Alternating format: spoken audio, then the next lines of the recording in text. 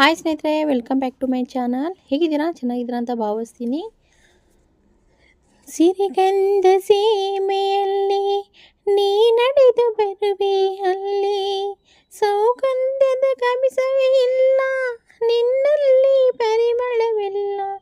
ಪ್ರೀತಿಯ ಬುದ್ಧಿಯ ಹಿಡಿದು ಮಲೆನಾಡ ಮಲ್ಲಿಗೆ ಮಡಿದು, ಹಸಿರು ಬದಿಯ ನಡೆದು ಮುದಿಸಲು ಬಂದೆ ನೀನು.